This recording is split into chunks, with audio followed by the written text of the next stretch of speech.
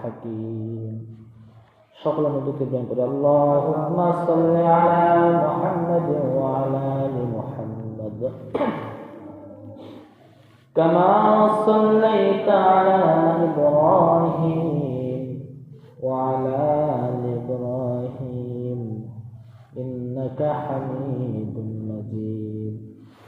আল্লাহুম্মা বারিক আলা মুহাম্মাদ ওয়া আলা আলি মুহাম্মাদ كما باركت على إبراهيم وعلى آل إبراهيم إنك حميد مجيد.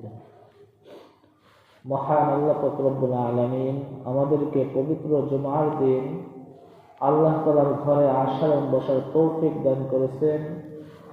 এই জন্য আমরা সকল অন্তরস্থল থেকে শুকরিয়া আদায় করি আলহামদুলিল্লাহ। আল্লাহ পাক রব্বুল আলামিন কোরআন পাকে ইরশাদ করেন যে আমি আল্লাহ পাক রব্বুল আলামিন মানব জাতিকে সৃষ্টি করেছি ইবাদত করার জন্য। ইবাদত করলে আল্লাহ পাক রব্বুল আলামিন কি দিবেন এটা আল্লাহ পাক রব্বুল আলামিন কোরআন পাকে বলে দিয়েছেন।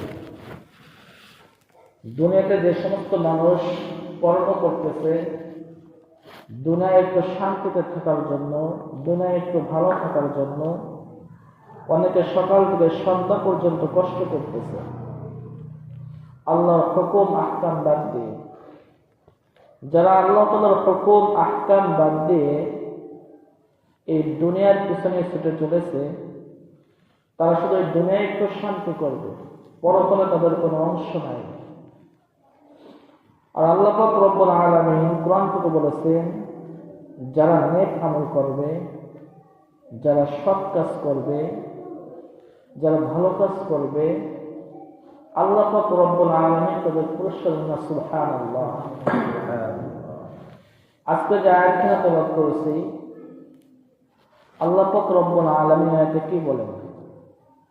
ইন্নাল্লাযীনা আমানু ওয়া আমিলুস সালিহাত সায়াজআলু লাহুমুর রাহমানু উদ্দা। আল্লাহ পাক রব্বুল আলামিন বান্দাদেরকে ডাক দিয়ে বলেন যারা ঈমান এনেছে এবং সৎ কাজ করেছেন, নেক আমল করেছেন, ওয়া আমিলুস সালিহাত সায়াজআলু লাহুমুর রাহমানু উদ্দা। আল্লাহ পাক রব্বুল আলামিন তাদেরকে ভালোবাসবেন। আল্লাহ পাক রব্বুল আলামিন কোন একটা বান্দাকে যদি ভালোবাসে দুনিয়ার সমস্ত মানুষ তাকে ভালোবাসবে। শুধু আমি আপনি যদি নেক আমল করতে পারি আল্লাহ পাক রব্বুল আলামিন অবশ্যই আমাকে আপনাকে ভালোবাসবেন। আল্লাহ পাক রব্বুল আলামিন এই আয়াতের মাধ্যমে বুঝাইছেন যে নেক আমল যে যত বেশি করবে আল্লাহ পাক রব্বুল আলামিন তাকে তত বেশি ভালোবাসা দিবেন। এখন আপনার ভিতরে প্রশ্ন হইতে পারে আল্লাহ পাক রব্বুল আলামিন কেমন করে ভালোবাসা দিবেন? নেক আমল তো করি, কিন্তু আল্লাহ পাক রব্বুল আলামিন বলতে পারতেন যে ভালোবাসবেন, কিন্তু আল্লাহ পাক রব্বুল আলামিন সায়াজআলু লাহুমুর রাহমানু উদ্দা বলতেছেন ভালোবাসা দিবেন।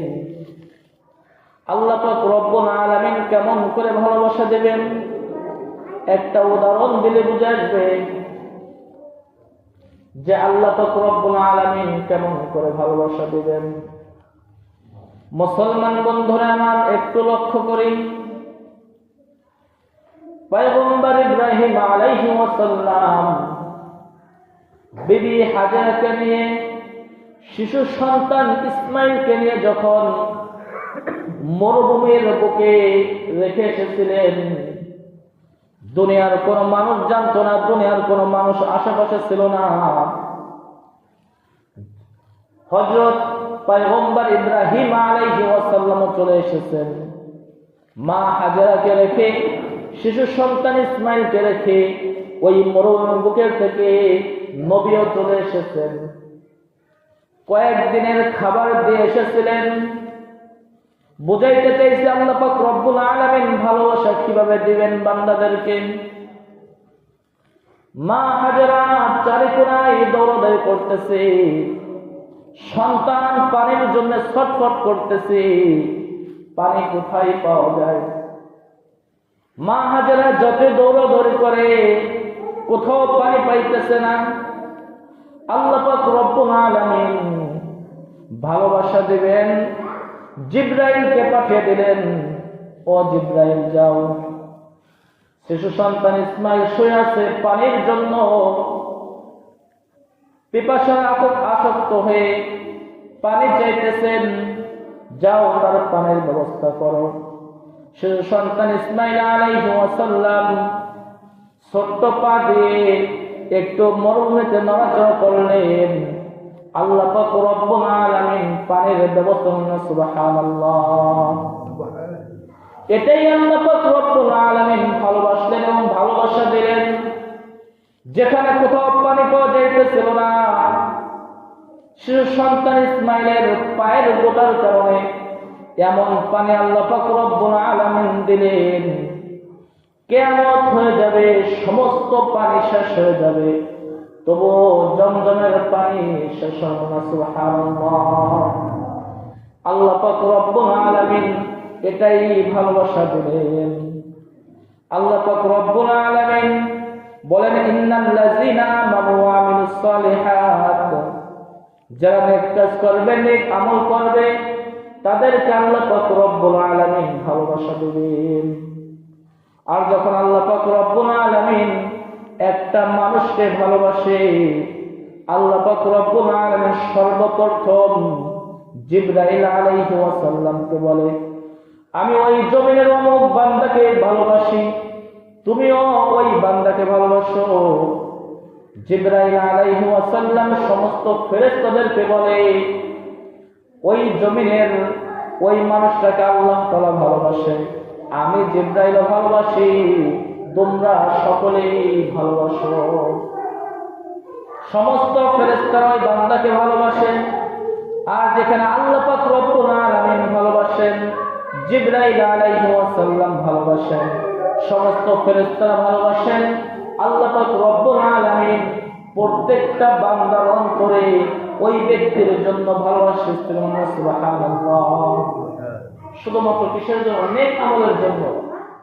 আল্লাহ তাআলা এই আয়াতে এই কথাই বুঝাইছেন যে ইন্নাল্লাযীনা আমানু, যারা নেক আমল করে, ঈমান এনেছে, সৎ কাজ করে, নেক আমল করে, সায়াজআলু লাকুমুর রাহমানু উদ্দা, আমি আল্লাহ পাক রব্বুল আলামিন ভালোবাসা দেব।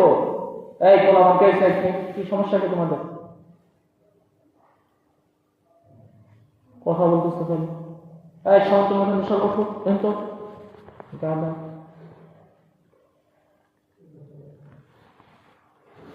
আল্লাহ পাক রব্বুল আলামিন ভালোবাসা দিবেন।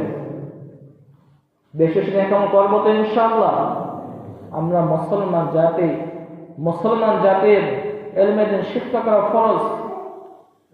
আমি আপনি যখন মুসলমান, তলাবুল ইলমি ফারিদাতুন আলা কুল্লি মুসলিম, প্রত্যেকটা নরনারীকে ইলমে দ্বীন শিক্ষা করা ফরজ। এই যে রজব মাস চলতেছে, সামনে যে রমজান মাস আসতেছে, আমরা অনেকেই জানি না। আল্লাহ রাসূল সাল্লাল্লাহু আলাইহি ওয়াসাল্লাম রজব মাসে কিছু আমল শিক্ষা দিয়েছেন। সে আমলগুলো আমরা আপনার বেশি বেশি করার দরকার, করবো তো ইনশাআল্লাহ। আল্লাহ রাসূল যখন রজব মাস আসতেন, বেশি বেশি একটা দোয়া করতেন, আল্লাহুম্মা বারিক লানা ফি রজব ওয়া শাবান ওয়া বাল্লিগনা রমাদান। হে আল্লাহ, আমার হায়াতের ভিতরে আপনি বরকত দান করুন, আমাকে রমজান মাস পর্যন্ত পৌঁছায় দেন। তো রমজান মাস মুসলমানদের জন্য ইবাদতের মাস। কিসের মাস বলেন? ইবাদত করার মাস। করবো তো ইনশাআল্লাহ। দোয়াটা আমরা সকলে একবার করে, আল্লাহুম্মা বারিক লানা ফি রজব ওয়া শাবান ওয়া বাল্লিগনা রমাদান। আল্লাহুম্মা বারিক লানা ফি রজব ওয়া শাবান ওয়া বাল্লিগনা রমাদান। আল্লাহ তাআলা সকলকে বেশি বেশি এই রজব এবং শাবান মাসে এই দোয়াটা বেশি বেশি পড়ার তৌফিক মুসলমান আমিন। যা সুন্নাত জারিকা কবুলের জন্য সুন্নাত করে।